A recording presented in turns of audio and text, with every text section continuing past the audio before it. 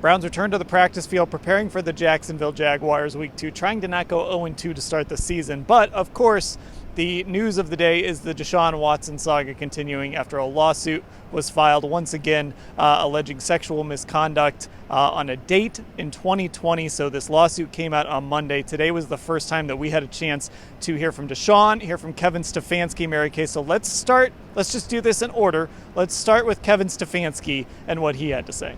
Well, first of all, he's letting the legal process play out. He referred to the statement that the Browns put out, and that says that they are going by due process. So that's the company line. Kevin Stefanski does not think that this will present a distraction to Deshaun or the football team. He feels that they're very, very focused on the Jacksonville Jaguars. And he also said that he did not know about these allegations until the lawsuit was filed on Monday. And it was business as usual out on the practice field. So, it does seem like Kevin Stefanski is just full speed ahead with Deshaun as his starting quarterback, Ashley, until the NFL tells him otherwise, if they do.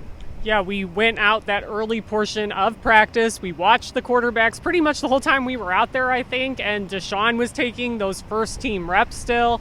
We have video of that over on our YouTube page, too, that you can go and check out right after you watch this. But it really does just seem like they are sticking with that company line right now that Mary Kay said that was in the statement, that they're going to wait for this process, this investigation from the NFL to play out.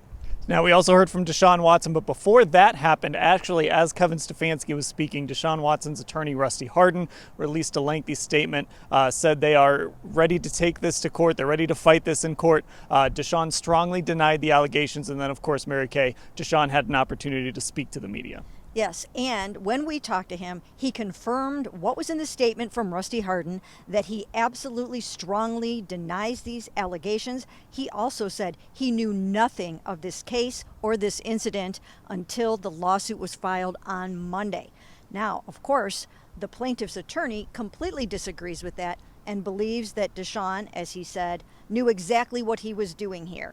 He plans to vigorously pursue this, and he hopes that there is a jury trial. Now, Ashley, of course, with Deshaun Watson, we were actually in the locker room when he spoke, but here we are again with dueling attorney statements, Deshaun Watson's strong denials.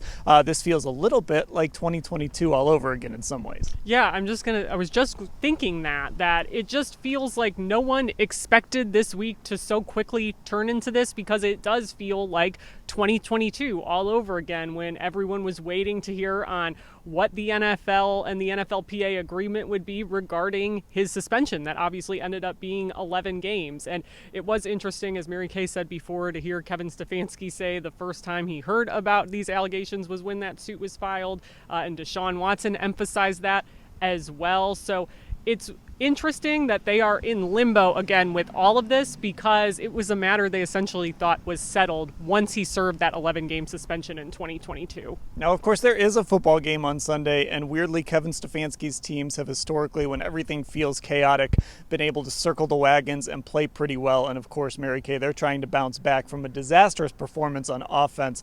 Bad protection, bad quarterback play, just bad everything on the offensive side. And I know Deshaun Watson addressed some of that as well. Yes, he did. Absolutely. They watched that film. They realized that collectively it was just horrible from top to bottom, from coaching to play calling, quarterbacking, you name it, drop passes, penalties. It was just a clunker. And they know that they've got to get it together against those Jacksonville Jaguars.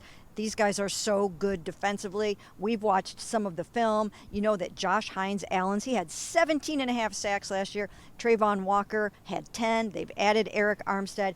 It's going to be a bloodbath potentially, like it was this past weekend with Micah Parsons roaming all over the place. So they have to get it together in a hurry. And Ashley, we know one of these two teams with high expectations, expensive quarterbacks, they're going to be sitting there at 425, 430 on Sunday at 0-2 and very disappointed with where their season is going right now.